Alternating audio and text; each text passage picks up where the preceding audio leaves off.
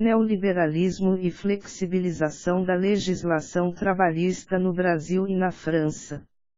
Maurício Azevedo de Araújo. Renata Queiroz Dutra. Selma Cristina Silva de Jesus. Resumo.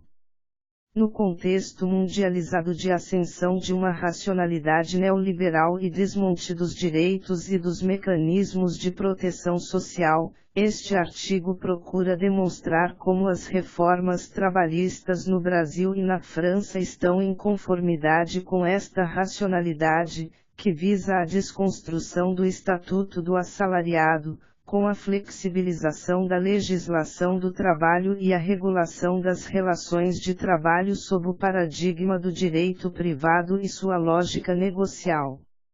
O artigo é composto de 3 partes principais. Na primeira parte, será feita uma reflexão sobre o neoliberalismo e a precarização social do trabalho no Brasil e na França.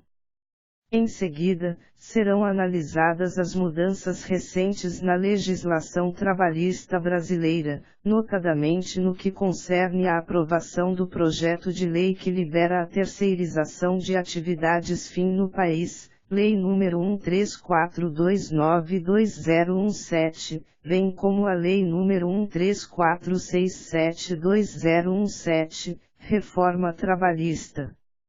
E por fim, no caso francês, o foco de análise recairá sobre as 2 últimas reformas trabalhistas implementadas em 2016 e 2017, dando ênfase ao debate do negociado sobre o legislado, da flexibilidade das dispensas e dos limites da jornada de trabalho.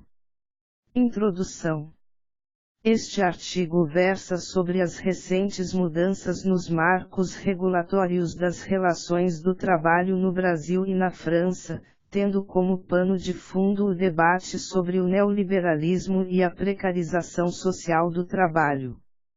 A literatura na área da sociologia do trabalho demonstra que a partir dos anos 1970 há o estabelecimento de um novo padrão de desenvolvimento, que foi designado por Harvey, 1992, de acumulação flexível.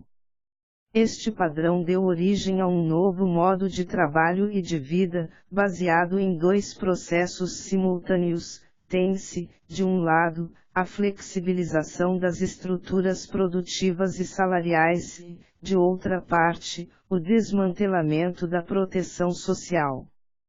No âmbito do trabalho, a simultaneidade dos processos mencionados acima resultou na precarização social do trabalho, que tem como dimensões fundamentais a condenação da legislação trabalhista, a orquestração de uma crise do direito do trabalho, Druck, 2013, Druck e Franco, 2007, e o desmonte da rede institucional que se prestava a assegurar a sua efetividade.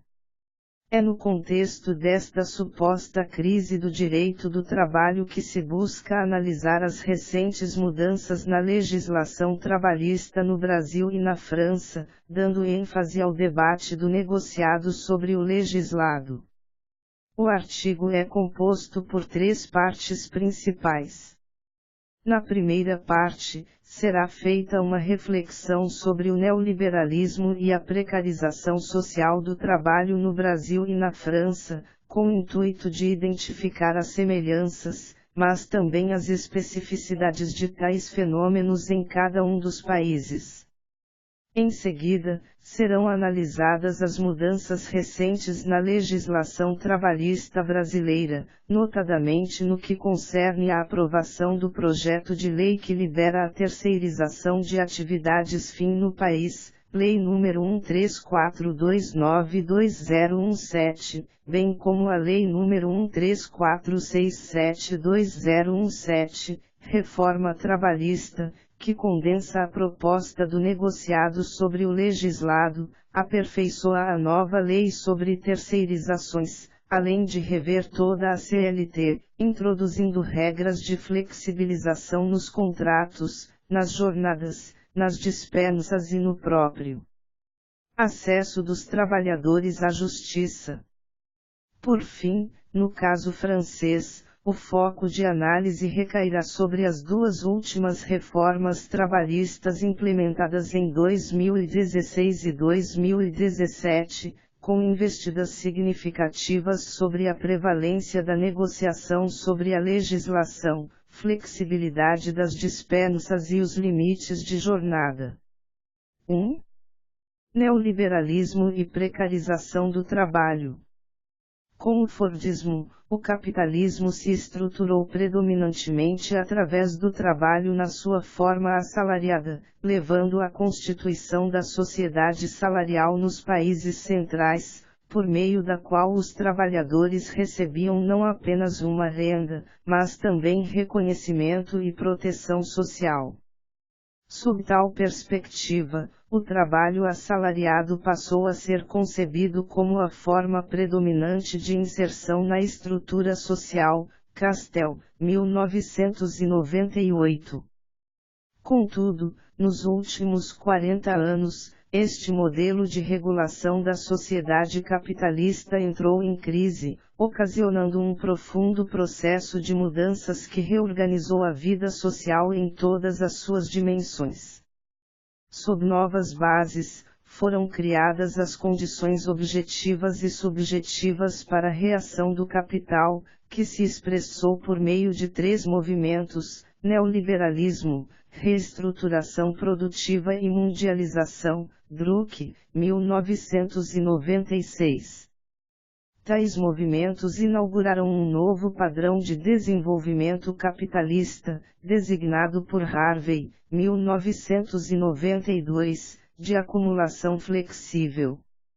A acumulação flexível levou à constituição de um novo modo de trabalho e de vida pautado na simultaneidade da flexibilização das estruturas produtivas e salariais e no desmantelamento da proteção social. Barreto, 2005, Bourdieu, 1998, Castell, 1998, Druck e Franco, 2007, resultando na precarização social do trabalho definida por Druck, 2013, p. 373, como processo econômico, social e político que se tornou hegemônico e central na atual dinâmica do capitalismo. Trata-se, conforme a referida autora, de uma estratégia de dominação do capital largamente utilizada nos países centrais e periféricos do sistema capitalista no contexto da globalização e das políticas neoliberais, cujos resultados dentro e fora do mundo do trabalho se diferenciam em função das especificidades nacionais e regionais. A despeito das especificidades nacionais que diferenciam a França e o Brasil, particularmente em relação aos distintos patamares de cidadania e direitos sociais conquistados nos dois países, observa-se que a institucionalização da precarização do trabalho ocorreu por meio das alterações na legislação do trabalho e da previdência, das novas formas de atuação de instituições públicas e pela fragilização dos sindicatos.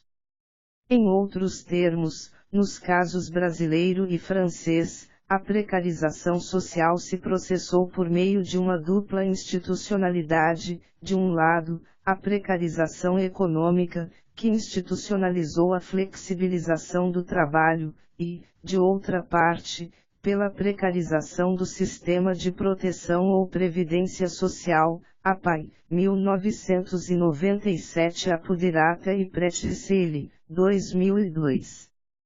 É neste contexto de institucionalização da precarização do trabalho que se estabeleceu uma crise do direito do trabalho e, por consequência, as reformas trabalhistas na França e no Brasil.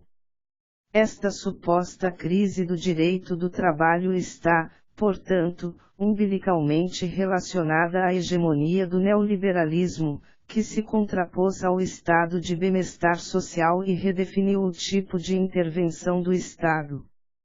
Na era da acumulação flexível, o Estado criou novas regulamentações e uma ordenação jurídica que privilegia o direito privado como condição de desenvolvimento da lógica neoliberal, Dardot e Laval, 2016. É nesta direção que aponta Galvão, 2003, ao afirmar que a desregulamentação dos mercados de trabalho e financeiro se processa através de novas regulamentações. Ao propor uma análise das reformas no contexto neoliberal, este artigo parte da sugestão de Dardot e Laval de compreender o neoliberalismo não apenas como uma ideologia ou uma política econômica, mas como uma racionalidade que estrutura tanto as práticas governamentais como dos governados. Assim, para os referidos autores, o neoliberalismo pode ser definido como um conjunto de discursos, práticas e dispositivos que determinam um novo modo de governo sobre os homens segundo o princípio universal da concorrência, Dardot e Laval, 2016, p. 17. Tendo na concorrência seu elemento operacional e na lógica da empresa o modelo de subjetivação dos indivíduos, o neoliberalismo enquanto racionalidade promove o deslocamento das concepções tradicionais de cidadania e trabalhadores para um modelo que tem no empreendedorismo, no homem-empresa e sua gestão individual da vida e dos riscos a norma de conduta dos sujeitos. Desta forma, valores e práticas como solidariedade, ação coletiva e direitos sociais são deslegitimados em função de um individualismo concorrencial, efeito desta racionalidade que Dardot e Laval, 2016, p. 328, apontam. A racionalidade neoliberal produz o sujeito que necessita, ordenando os meios de governá-lo para que ele se conduza realmente como uma entidade em competição e, por isso, deve maximizar seus resultados, expondo-se ao risco e assumindo inteira responsabilidade por eventuais fracassos. Outro elemento desta racionalidade neoliberal, diferente do consenso geral, diz respeito à necessidade de um Estado forte que garanta, ao mesmo tempo, o processo de desregulamentação dos direitos sociais e a proteção e a promoção do direito privado. As reformas da Previdência e do direito do trabalho em curso em diversos países são exemplos significativos desta nova política de Estado, que consiste na desconstrução de um sistema de proteção social e no estímulo de normas legais e de conduta que incitam a concorrência e transferem para os indivíduos a responsabilidade pela vida e seus riscos. Neste contexto mundializado de ascensão de uma racionalidade neoliberal e desmonte dos direitos e mecanismos de proteção social, este artigo procura demonstrar como as reformas trabalhistas no Brasil e na França estão em conformidade com esta racionalidade, que visa a desconstrução do Estatuto do Assalariado, com a flexibilização da legislação do trabalho e a regulação das relações de trabalho sob o paradigma do direito privado e sua lógica negocial. 2. A reforma trabalhista no Brasil. A legislação trabalhista brasileira, embora tenha por principal marco normativo a CLT, que data de 1943, sofreu ao longo do tempo diversas modificações pontuais, seja por meio da edição de instrumentos legais específicos, exemplo disso é a criação do FGTS e o consequente fim da estabilidade decenal no emprego, originariamente prevista na CLT, seja por meio de alterações no próprio texto da CLT, que, dos 625 artigos que versam sobre direito material do trabalho, apenas 255 conservam a redação original de 1943, Souto Maior, 2016. A maior parte das alterações e inovações verificadas, entretanto, revela o incurso do projeto neoliberal em relação à proteção trabalhista no Brasil, tendo prevalecido medidas de flexibilização da legislação posta, notadamente na década de 1990, em que, seja pela via legislativa, seja pela via jurisprudencial, súmulas do Tribunal Superior do Trabalho, aspectos importantes da regulação trabalhista foram alterados, como exemplo, permissividade da terceirização de atividade meio, banco de horas e outros sistemas de compensação de jornada, contratos de trabalho a tempo parcial e por prazo determinado, entre outros aspectos.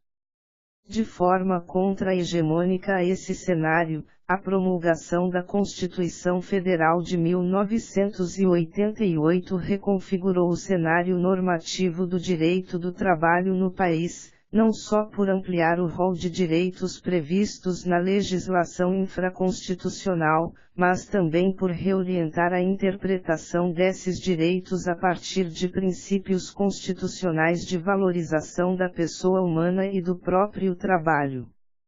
Isso revela a atenção constitutiva da ordem constitucional, sobretudo no campo social, ao abarcar a convivência conflituosa de um projeto constitucional extremamente progressista do ponto de vista democrático e social, justamente com o período de avanço do pensamento neoliberal nas esferas política, econômica e social do país.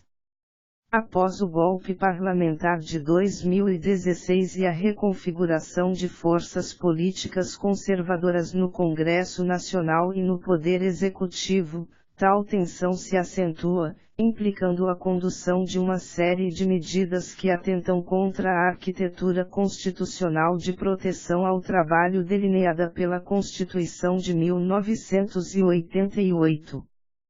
Merecem ser destacadas nesse contexto as reformas trabalhista e previdenciária, além de medidas como cortes orçamentários na Justiça do Trabalho, congelamento dos gastos públicos por 20 anos, PEC número 241, atual Emenda Constitucional número 95/2016, cortes em programas sociais e políticas públicas de distribuição de renda, a exemplo do programa Bolsa Família.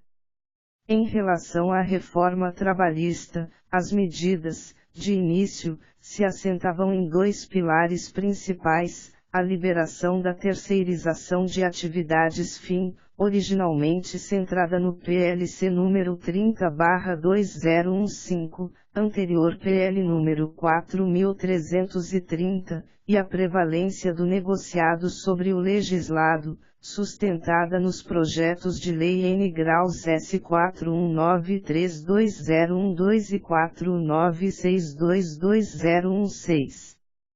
A junção dessas duas propostas já teria por resultado uma desconfiguração da legislação trabalhista pátria, eis que, de um lado, com a liberação total da terceirização, descaracteriza-se o contrato bilateral de trabalho, base sobre a qual se constroem e asseguram todos os demais direitos trabalhistas na CLT, sem a qual eles se tornam rarefeitos. Delgado, Amorim, 2014, e, de outro, com a prevalência do negociado sobre o legislado, se finda a imperatividade do patamar mínimo dos direitos trabalhistas, eis que esses passariam a ser negociados pelos sindicatos em prejuízo do trabalhador, numa conjuntura de crise econômica e fragilização sindical que dá ampla margem à negociação em pejos, como observa o Diese, 2016.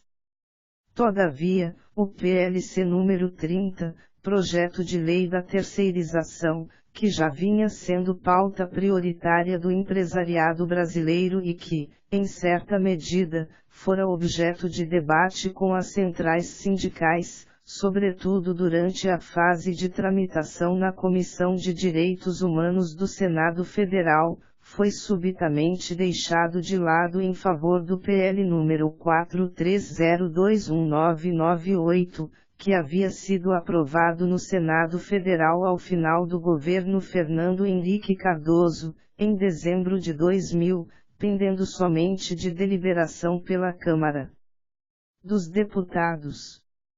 Tal aprovação aconteceu em março de 2017, em regime de urgência, com votação da maioria dos deputados e sanção pelo Presidente da República ainda naquele mês, o que deu origem à Lei nº 13429/2017.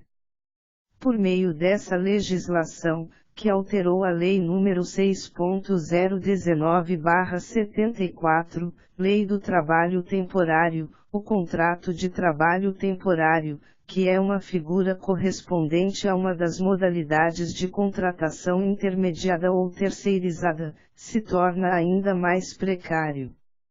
Se antes havia autorização para a realização de contratação temporária por até 3 meses, a partir dessa lei passa a ser possível a contratação temporária por 180 dias, prorrogáveis por mais 90, ou seja, por um total de 270 dias.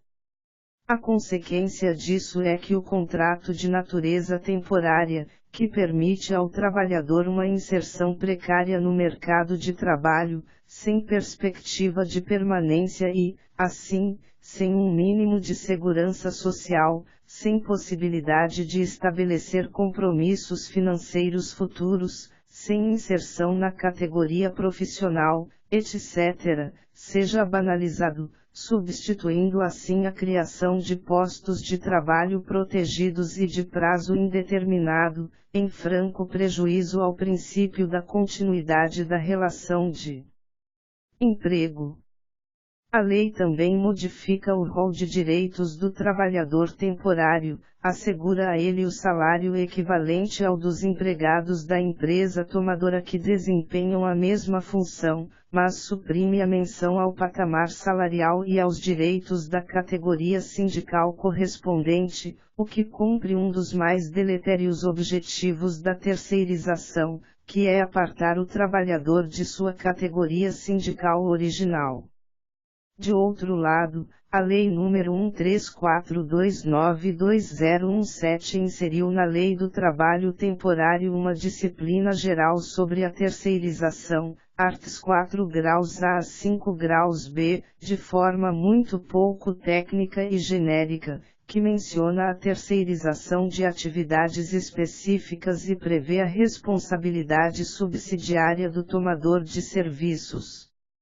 É aqui que se abre a perspectiva para a generalização da terceirização de forma preocupante, cuja amplitude, inclusive terceirização de atividade fim, foi reafirmada com a aprovação da reforma trabalhista.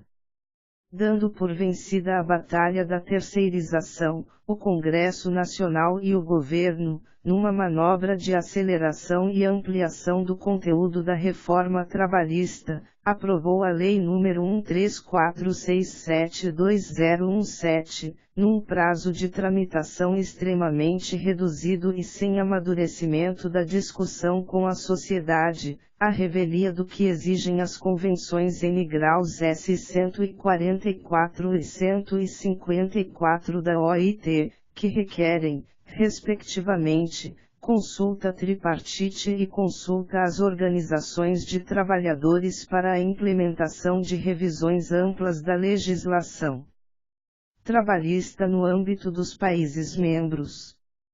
A aceleração do processo legislativo, desenvolvido sob o regime de urgência, e a ausência de debate com a sociedade dão o tom da racionalidade pós-democrática de que tratam Dardot e Laval, 2016.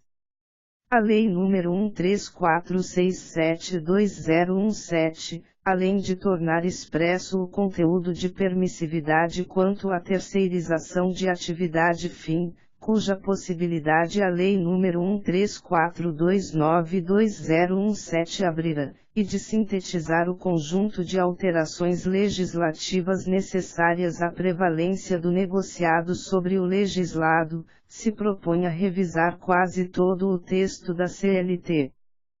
Para além da prevalência da negociação coletiva sobre o legislado, a reforma que o projeto concretiza na CLT, numa perspectiva liberalizante, assenta-se na ideia de autonomia individual do trabalhador para negociar com o empregador sobre as condições do seu contrato de trabalho, descolando-se da premissa de assimetria das relações de trabalho e de hipossuficiência do trabalhador em face do empregador, ou seja, do próprio princípio da proteção que funda o direito do trabalho. Conforme demonstraremos a seguir, essa perspectiva liberalizante também orienta as duas últimas reformas trabalhistas na França. Nesse intuito, confere ampla validade a acordos celebrados individualmente entre empregado e empregador sobre a jornada de trabalho, inclusive para instituir regimes de compensação agressivos, como o regime de banco de horas e até mesmo o regime de compensação 12x36, assim como para reduzir intervalos para repouso e alimentação dentro da jornada de trabalho, que passam a deixar de ser tratados como matéria de saúde e segurança dos trabalhadores. Também são validadas, independentemente de intervenção sindical ou judicial, tratativas diretas do empregado com o empregador para estabelecer como modalidade de vinculação o trabalho autônomo, em detrimento do vínculo de emprego, a forma de extinção do contrato de trabalho, que agora passa a poder ser terminado por acordo entre as partes, com pagamento de indenização reduzida à metade, até a situação extrema dos empregados que recebem o dobro do teto da Previdência Social, que poderão optar por resolver seus conflitos com o empregador mediante arbitragem, renunciando à possibilidade de levar suas demandas à Justiça do Trabalho, art. 507-E. Corolário de tal perspectiva liberal de validação das negociações entre empregado e empregador é a restrição da atuação da Justiça do Trabalho, no sentido de invalidar acordos ou condições desfavoráveis aos empregados. Inclusive, o texto da reforma, em diversos pontos, nega entendimentos favoráveis aos trabalhadores consolidados pela Justiça do Trabalho, infirmando-os por meio de disposições expressas, que retiraram do Poder Judiciário trabalhista a possibilidade de interpretar a CLT naquele sentido. A Justiça do Trabalho passa a ter sua atuação restrita em relação à declaração de invalidade dos acordos realizados entre empregado e empregador, em relação à declaração de invalidade das normas coletivas firmadas pelo sindicato, bem como em relação à sua liberdade para arbitrar indenizações por danos morais em casos de ofensas morais aos trabalhadores, de discriminação ou acidentes de trabalho. Esses valores passam a ser tabulados pela legislação, com previsão de indenizações relativamente reduzidas e proporcionais ao valor dos benefícios previdenciários máximos pagos pelo INSS. Outro vértice da reforma consiste em desonerar o empregador de responsabilidade, seja dificultando procedimentos como o reconhecimento do grupo econômico empresarial ou a desconsideração da personalidade jurídica do empregador em casos de fraude, seja isentando os sócios de responsabilidades pelas dívidas trabalhistas a partir do prazo de 2 anos da sua retirada da sociedade.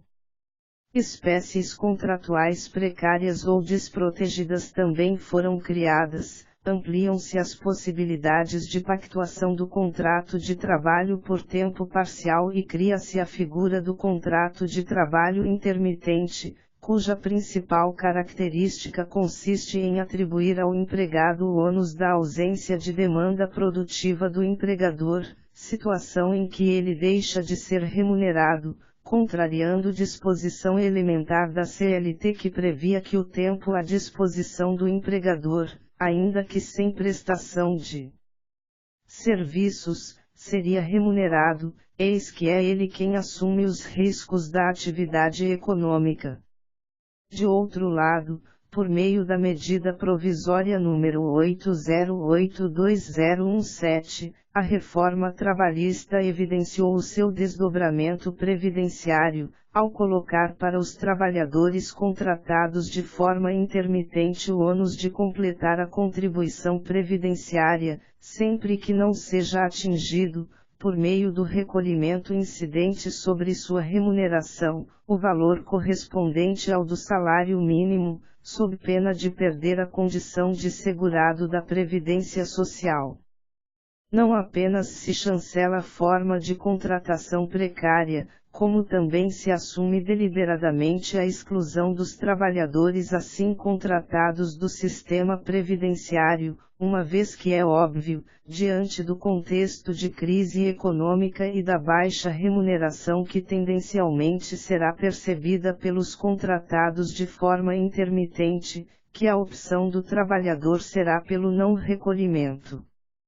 Fica evidenciado também o contrassenso entre as medidas governamentais, que ampara o discurso em defesa da reforma previdenciária em um suposto rombo e em um suposto déficit de recolhimentos ao INSS, mas que desenvolve a reforma trabalhista por meio da instalação de uma precariedade incompatível com a manutenção do recolhimento das contribuições dos trabalhadores formais. O sindicalismo também é alcançado pela reforma trabalhista, que, a pretexto de consolidar o valor da liberdade sindical, retira a principal fonte de financiamento sindical, tornando facultativo e condicionado à expressa opção do empregado o pagamento da contribuição sindical, assegurada na Constituição, sem oferecer possibilidade alternativa de financiamento, nem ao menos a curto prazo.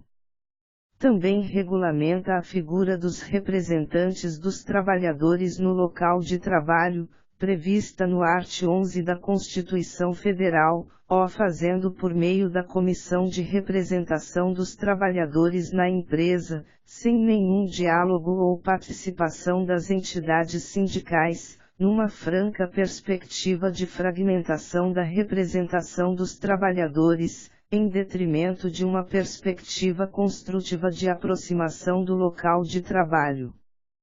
Por fim, consolida-se a prevalência do negociado sobre o legislado, acentuando-se que a negociação sindical pode abrir mão dos direitos, exceto aqueles assegurados expressamente na Constituição, e que tais acordos prevalecerão ainda que não ofereçam contrapartida expressa aos trabalhadores, sem que o Poder Judiciário possa declarar sua invalidade em razão do conteúdo prejudicial. A nova legislação ataca também o princípio da norma favorável, princípio basilar do direito do trabalho, ao afirmar que os acordos coletivos, celebrados no âmbito de cada empresa, sempre prevalecerão sobre as convenções coletivas, celebradas para todas as empresas na base territorial, recuando na previsão original da CLT que assegurava a prevalência da norma mais favorável ao trabalhador, art. 620. Do ponto de vista do acesso à justiça do trabalho e do processo judicial trabalhista, alterações importantes são inseridas no sentido de validar acordos celebrados extrajudicialmente entre empregado e empregador, o que desconsidera a especial vulnerabilidade do trabalhador em face daquele que lhe subordina e remunera, onerar o trabalhador com custos do processo, honorários advocatícios e periciais, e endurecer o tratamento contra condutas processuais desleais ou omissões do trabalhador em relação aos ritos processuais, elementos que podem gerar inibição em relação ao exercício do direito de ação.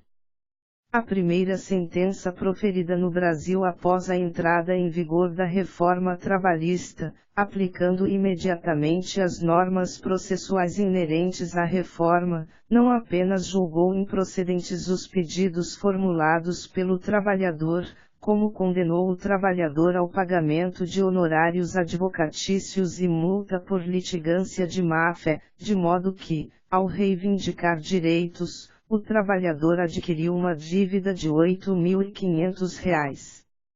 O efeito inibidor dessa decisão e do próprio conteúdo da nova lei sobre a reivindicação judicial de direitos por parte dos trabalhadores é manifesto.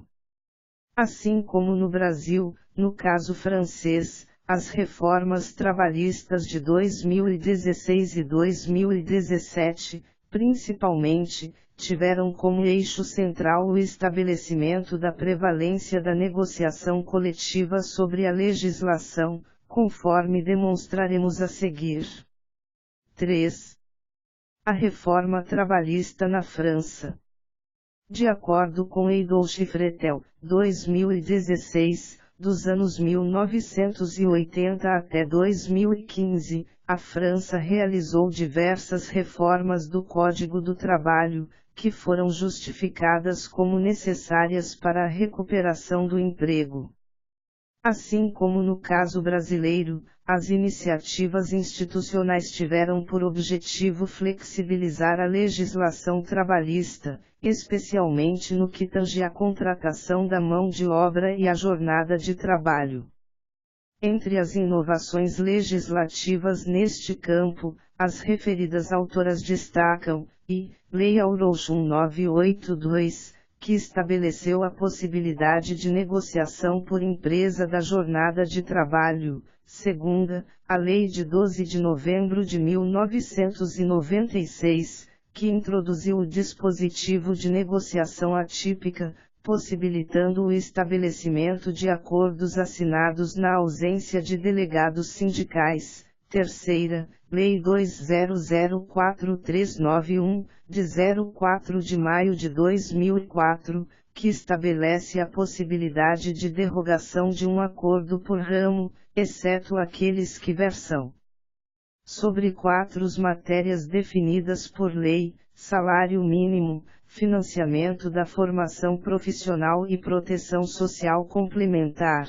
Quarta, Lei 2015-990, de 6 de agosto de 2015, também chamada de Lei Mecran, que autorizou a extensão do trabalho aos domingos, alterou o limite de tempo para caracterização do trabalho noturno, mudou as regras de indenização em caso de demissão, entre outras medidas. Adolphe Fretel, 2016. Acrescentamos a esta lista apresentada pelas autoras as inovações legislativas mais recentes resultantes da reforma trabalhista de 2016, do presidente François Hollande, conhecida como Lei El Khomri, e 2017, do atual presidente Emmanuel Macron.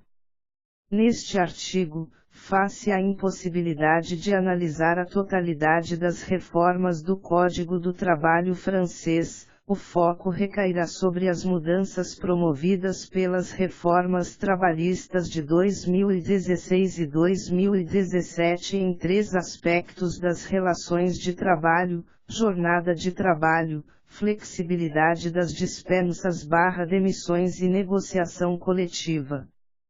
Preliminarmente, é necessário destacar que as recentes reformas trabalhistas da França se enquadram em um conjunto de medidas de austeridades recomendadas aos países da zona do euro pela Troika, Banco Central Europeu, Comissão Europeia e Fundo Monetário Internacional, como resposta à crise de 2008. Conforme Schuman, 2015, embora alguns países tenham adotado tais medidas antes mesmo da crise de 2008, a partir da crise a Comissão Europeia estabeleceu a modernização da legislação trabalhista dos países membros como medida prioritária, pois, na visão da referida comissão, a retomada do crescimento de maneira durável, a elevação do nível de emprego e a redução da pobreza dependiam da flexibilização da legislação do trabalho. Entre os países da União Europeia, a França foi um dos últimos a adotar a reforma do Código do Trabalho nos termos propostos pela Troika. O projeto de lei El Khomri tem sua origem relacionada a dois relatórios, quais sejam, o relatório Combrecheli, de setembro de 2015, e o relatório Badinter, de janeiro de 2016. O primeiro relatório encaminhado a Manuel Valls, primeiro-ministro socialista de François Hollande, preconizava a necessidade de refundação do direito do trabalho visando a aumentar sua eficácia e o campo da negociação coletiva nas relações de trabalho. O segundo relatório, redigido por um comitê presidido por Robert Badinter, também defendia uma ampla reforma do Código do Trabalho visando a sua simplificação. Registra-se que o segundo relatório retoma as ideias defendidas por Badinter em um livro publicado em 2015, em coautoria com Antoine Lyon-Cain. Nesta publicação, os autores argumentam que o Código do Trabalho francês era extremamente complexo e necessitava ser reformulado com o intuito de oferecer aos empregadores e trabalhadores modelos de contratos informatizados, claros e de fácil compreensão, tal como aborda Espina, 2016. Assim, os referidos juristas propuseram que o Código do Trabalho francês fosse organizado em 3 níveis de direito, quais sejam: 1.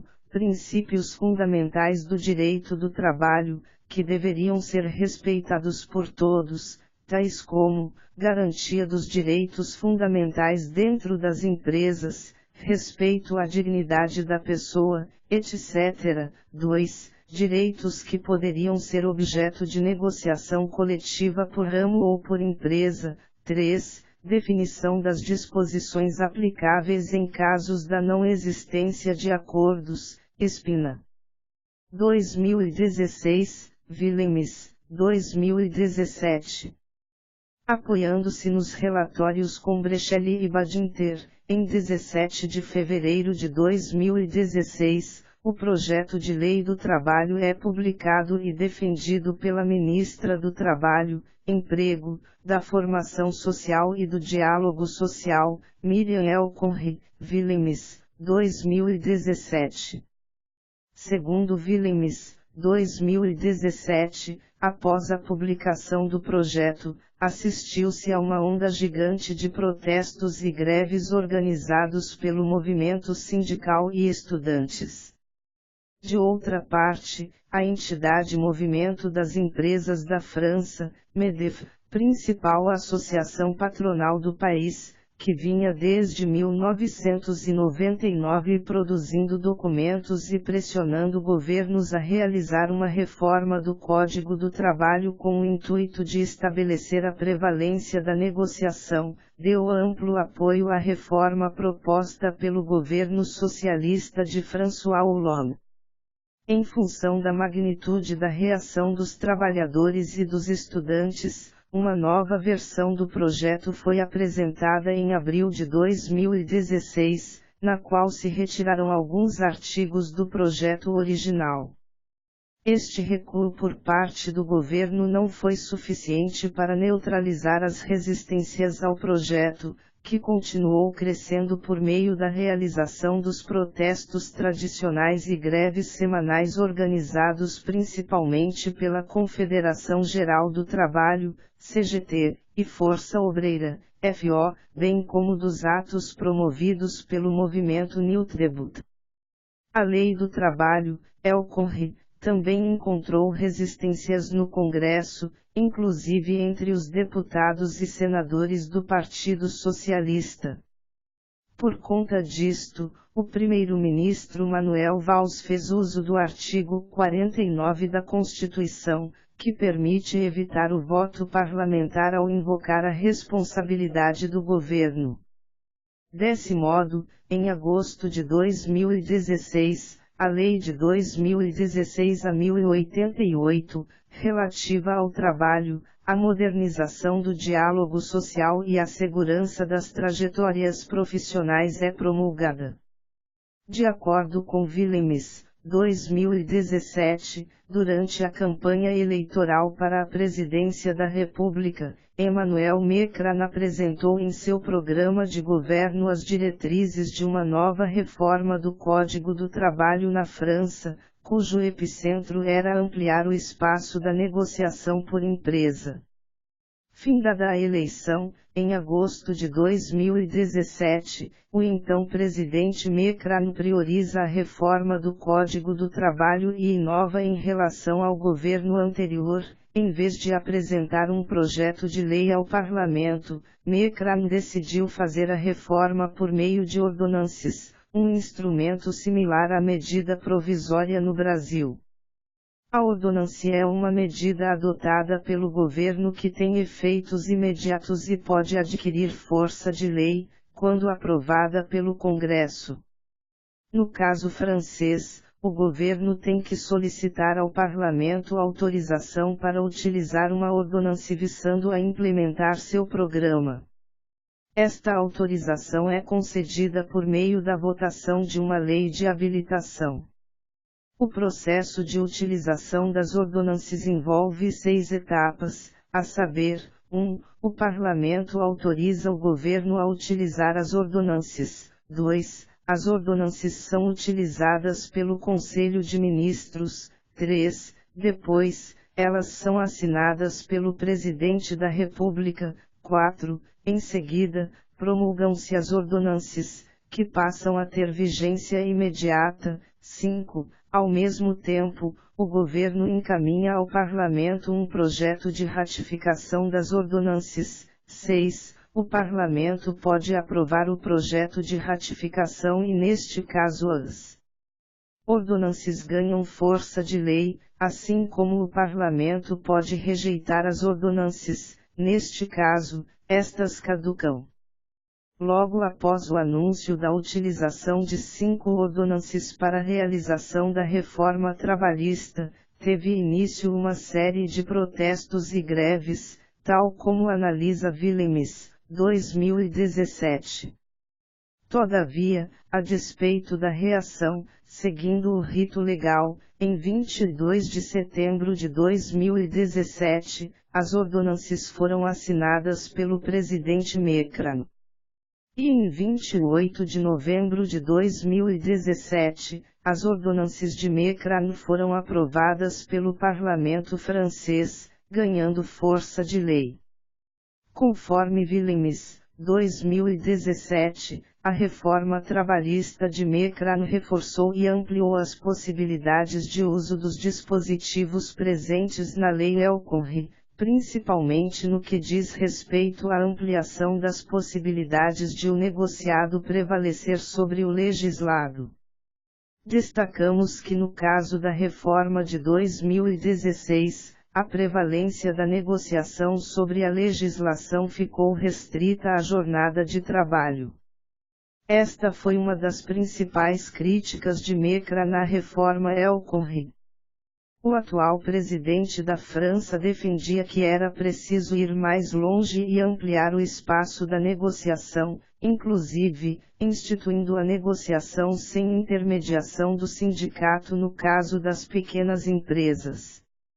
Com efeito, a reforma trabalhista de 2017 estabeleceu em vários domínios a prevalência do acordo de empresa ou de ramo, ou setor, sobre a lei, conforme abordaremos adiante.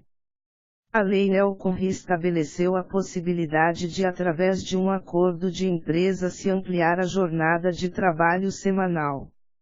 Registramos que na França a jornada legal de trabalho é de 35 horas em todos os setores da atividade econômica, o que passa disto deve ser considerado horas suplementares.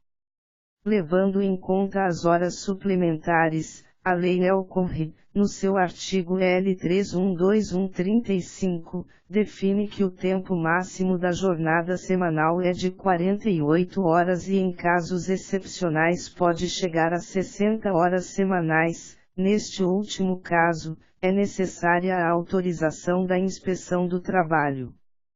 O artigo L312136 define que quando a jornada semanal for calculada em um período de 12 semanas consecutivas, o tempo desta não pode ultrapassar em média 44 horas por semana ou 46 horas/semana quando previsto em acordo por empresa ou convenção coletiva. Chama a atenção o fato de que as horas suplementares podem ser negociadas via um acordo de empresa. Antes, este procedimento só poderia ser feito por meio do acordo de ramo, ou setor de atividade. Ainda sobre as horas suplementares, ou extras, a Lei Elconre, 2016, definiu que a lei prevê um aumento de 25% nas 8 primeiras horas e 50% depois deste período, L312122. Contudo, existe a possibilidade de derrogar esta regra mediante acordo por empresa ou convenção coletiva, desde que respeitado o piso de 10% de acréscimo à hora extra trabalhada. Segundo Arfiel-Caim, 2016, os acordos de empresa, em geral, são menos favoráveis para os trabalhadores do que os acordos coletivos de ramo. Se no caso da Lei Elconre a primazia do acordo de empresa ou acordo coletivo de ramo se restringiu à questão do tempo do trabalho, as ordonanças ampliam esta possibilidade para outros temas, conforme mencionado anteriormente. Sobre esta questão, destacamos o fato de as ordonanças estabelecerem que por meio do acordo coletivo, de ramo ou setor de atividade, um contrato temporário pode ter até 5 anos. Definiu, também, que a instituição de um contrato de tempo indeterminado, CDI, e o período de experiência podem ser negociados através de acordo coletivo de ramo, ou setor de atividade. As ordonanças instituíram que os benefícios e prêmios, tais como antiguidade, licenças, 13º, saída para aposentadoria, etc., serão objeto de negociação por acordo de empresa.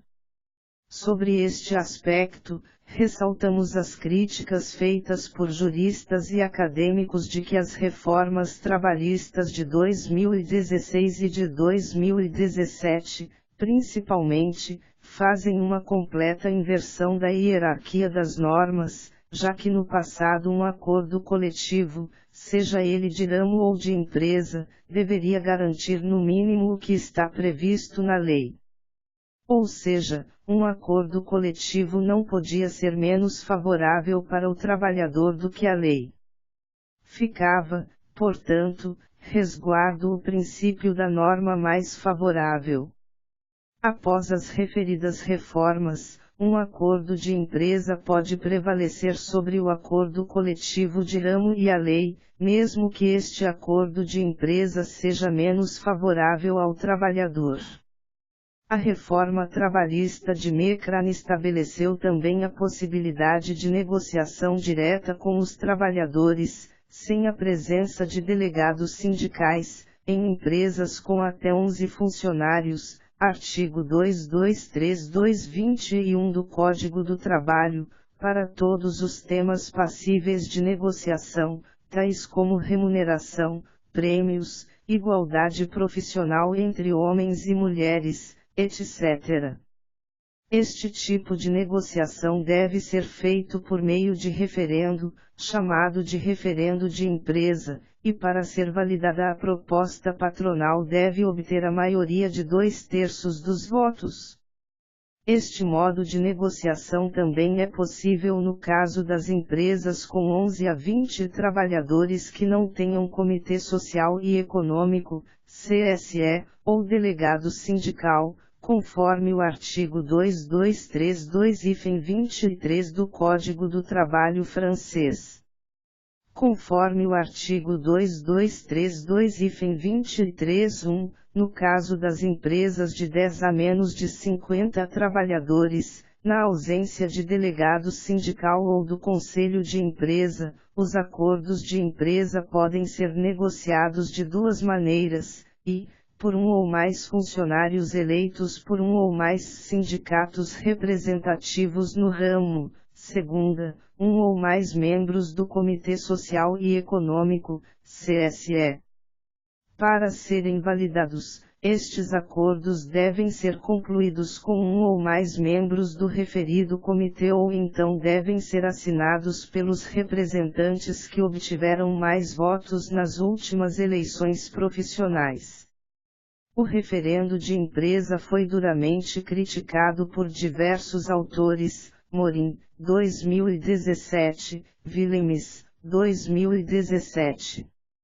Segundo Morin, 2017, os dispositivos que instituem a possibilidade de negociação direta com os trabalhadores sem a intermediação dos sindicatos resultam da perversão da noção de acordo coletivo e do sentido de participação presentes no preâmbulo da Constituição Francesa e na Convenção 98 da OIT, da qual a França é signatária. Nas palavras da autora, segundo a alínea 8 do preâmbulo da Constituição, todo assalariado participa por intermédio de seus delegados da determinação coletiva das condições de trabalho. Para negociar coletivamente, é necessário delegados, eleitos ou sindicais, Morim, 2017, p. 591. Ainda segundo a mesma autora, este mesmo sentido de negociação coletiva está presente na Convenção 98 da OIT. Deste modo, na referida convenção, a negociação coletiva prevê a existência, de um lado, de um empregador, ou um grupo de empregadores, e, de outro, de uma ou várias entidades representativas dos trabalhadores. A negociação direta entre empregador e empregados, além de ignorar as organizações sindicais existentes, institui uma espécie de negociação unilateral por meio da qual a proposta patronal dificilmente será rejeitada pelos trabalhadores, agora mais fragilizados, já que devem manifestar diretamente sobre a proposta por meio do voto, sem intermédio dos sindicatos. Conforme Willems, 2017, as mudanças em nome da ampliação do diálogo social resultam de um radical processo de desestatização do direito do trabalho, p. 190. Em nosso ver, este processo está fundamentado na ampliação da lógica do direito privado como condição de desenvolvimento da razão neoliberal, resultando na desconstrução do Estatuto do Assalariado e a tentativa de estabelecimento do trabalhador empreendedor. Sob tal enfoque, o trabalhador empreendedor deve ter assegurado no ambiente de trabalho apenas um conjunto de direitos individuais fundamentais básicos e os demais direitos devem resultar do processo de negociação com o empresário. Não é sem razão que o capítulo inicial da Lei El Khomri estabelece uma série de direitos individuais fundamentais, tais como respeito à dignidade da pessoa, garantia de não discriminação em função do credo religioso, da condição de gênero, etc. Em relação à ruptura do contrato de trabalho, as duas últimas reformas trabalhistas ampliam de forma considerável as possibilidades de demissão por motivo econômico. Deste modo, por meio da Lei El Khomri ficou estabelecido que uma empresa em caso de dificuldade econômica, comprovada pela diminuição dos pedidos e dos números dos seus negócios em relação ao ano anterior, pode demitir seus funcionários. A lei prevê, também, que no caso de empresas com menos de 11 trabalhadores, uma queda em relação ao último semestre, e não ano, é o suficiente para que a empresa possa utilizar o dispositivo da demissão por motivo econômico. A Lei El Khomri autoriza, ainda, a demissão por motivo econômico em caso de mudanças organizacionais necessárias para garantir a competitividade das empresas. No tocante às demissões por motivos econômicos, a reforma conduzida pelo atual presidente, Emmanuel Macron, vai mais longe no sentido de garantir às empresas maior liberdade/flexibilidade para a dispensa dos trabalhadores, uma vez que autorizam que a assinatura de um acordo por empresa pode instituir um plano de demissão voluntária, também chamado de ruptura convencional coletiva. Institui, ainda, a possibilidade de demissão em casos de recusa por parte do trabalhador da modificação do seu contrato de trabalho. No que concerne à demissão por justa causa, as mudanças introduzidas pelas ordonanças são ainda mais radicais, conforme avalia Willems, 2017. Primeiramente, fica estabelecido um teto para as sanções pecuniárias impostas pela Justiça em caso de não comprovação da causa da demissão, ou seja, caso a demissão seja considerada abusiva pela Justiça. Institui-se, também, que o recurso à Justiça contra a demissão abusiva foi limitado em 1 ano, anteriormente era de 2 anos. Por fim, o empregador não é mais obrigado a comprovar os motivos da demissão, conforme previa o Código de Trabalho antes da reforma de 2017. Em síntese, neste campo, amplia-se consideravelmente a possibilidade de o empregador ajustar o quadro de funcionários em função da maior ou menor demanda por produção. Considerações finais. Inseridas num contexto geral de medidas neoliberais, as reformas trabalhistas no Brasil e na França pautam-se numa suposta imperatividade do mercado, que justificaria o sacrifício dos direitos fundamentais trabalhistas. Assentam-se na falsa premissa de que o barateamento dos custos trabalhistas e a consequente precarização das relações de trabalho gerariam mais empregos. Num momento de crise econômica nos dois países, as medidas flexibilizadoras e negociais implicam a retirada de direitos historicamente conquistados pelas organizações sindicais, que tendem a se fragilizar ainda mais. No caso brasileiro, isso poderá ocorrer em função da fragmentação das categorias pela terceirização, da perda imediata de sua fonte de financiamento e da criação de instâncias de representação alternativas aos sindicatos, e na França, pelo estabelecimento de negociação sem a participação dos sindicatos nas pequenas empresas e em alguns casos em empresas com até 50 empregados. As reformas trabalhistas no Brasil e na França tiveram como eixo central o estabelecimento do negociado sobre o legislado e, conforme demonstramos, esse fato gerou um debate sobre a inversão da hierarquia das normas, uma vez que no passado a negociação coletiva deveria garantir no mínimo o que estava previsto na lei.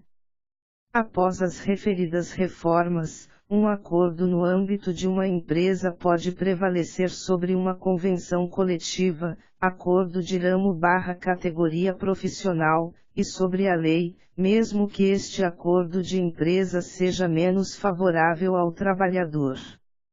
Desta forma, as reformas trabalhistas são indicadoras da nova política de Estado que, de um lado, promove a desconstrução de um sistema de proteção social e, de outra parte, estimula a instituição de normas legais e de conduta que incentivam a concorrência e transferem para os trabalhadores os riscos inerentes ao trabalho. Como observam Dardot e Laval, a corrosão progressiva dos direitos ligados ao status de trabalhador, a insegurança instalada pouco a pouco em todos os assalariados pelas novas formas de emprego precárias, provisórias e temporárias, as facilidades cada vez maiores para demitir e a diminuição do poder de compra até o empobrecimento de frações inteiras das classes populares são elementos que produziram um aumento considerável do grau de dependência dos trabalhadores em relação aos empregadores. Foi esse contexto de medo social que facilitou a implementação da neogestão nas empresas. Nesse sentido, a naturalização do risco no discurso neoliberal e a exposição cada vez mais direta dos assalariados às flutuações do mercado, pela diminuição das proteções e solidariedades coletivas, são apenas duas faces da mesma moeda. Dardot, Laval, 2016, p. 329. Importante notar que a implementação da chamada reforma trabalhista no Brasil não se apresenta como processo perfeito e acabado, uma vez que a sua interpretação e mediação necessariamente passarão pelo crivo da atuação jurisdicional e das lutas sociais. Desse modo, no caso brasileiro, verifica-se a existência de divergência de entendimentos entre magistrados a respeito da interpretação e do próprio marco temporal da aplicação da norma, revelando que a normatização, ao revés do que prometido, produziu caos e insegurança jurídica. Por outro lado, a despeito da fragilidade da condução do movimento sindical brasileiro em relação ao processo de tramitação da reforma, a sua entrada em vigor tem gerado reações espontâneas entre os trabalhadores, marcadas por perspectivas de resistência. A atuação do movimento sindical, ressalvadas as chamadas de greve geral nos dias 28 de abril e 30 de junho de 2017, que não obtiveram a adesão massiva dos trabalhadores, notadamente a segunda greve, em que o investimento das instituições sindicais foi mais tímido, tampouco foi capaz de intimidar as representações burguesas hoje predominantes no Congresso Nacional, resvalou em grande medida numa tentativa de negociação com o próprio governo para a edição de uma medida provisória, posterior à aprovação da lei da reforma, que supostamente corrigiria os excessos, em especial a questão da contribuição sindical. A medida provisória número 8082017, publicada em 14 de novembro de 2017, ficou longe de sanar excessos ou de resolver o problema da contribuição sindical, agravando, em verdade, alguns pontos do texto da reforma. Nesse cenário, o movimento sindical brasileiro, debilitado pela perda de sua fonte de financiamento e sensivelmente distanciado de suas bases trabalhadoras, retoma fôlego para tentar fazer frente à vindoura reforma previdenciária. No caso francês, conforme demonstra Willems, 2017, embora os presidentes Hollande e Macron tenham logrado êxito na aprovação das reformas, houve, e ainda há, resistências no meio sindical, jurídico e acadêmico. No meio sindical, o site sextlagreve.fr, que informa em tempo real todas as greves realizadas na França, registrou, em 2016, 801 greves, sendo 110 greves nacionais.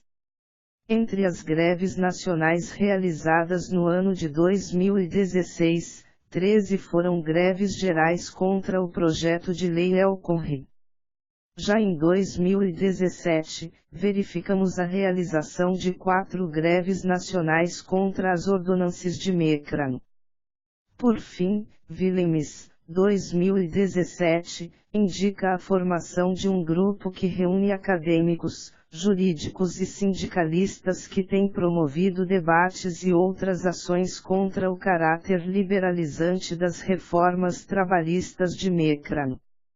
Nesta mesma perspectiva, acadêmicos renomados como Alain Supiotri e Emmanuel Dux têm defendido posições públicas em favor do caráter protetor do direito do trabalho, tal como aborda Willems, 2017.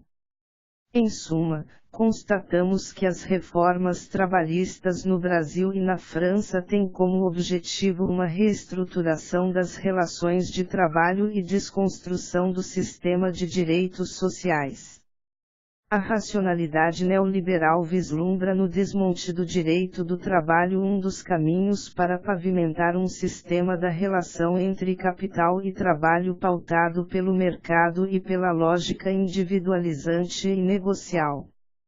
Nesse cenário, não parece difícil projetar que, considerado o processo desigual das forças envolvidas nas relações de trabalho e o contexto de desorganização coletiva dos trabalhadores, as reformas tendem a proporcionar o aumento da precarização do mundo do trabalho e a perda de direitos.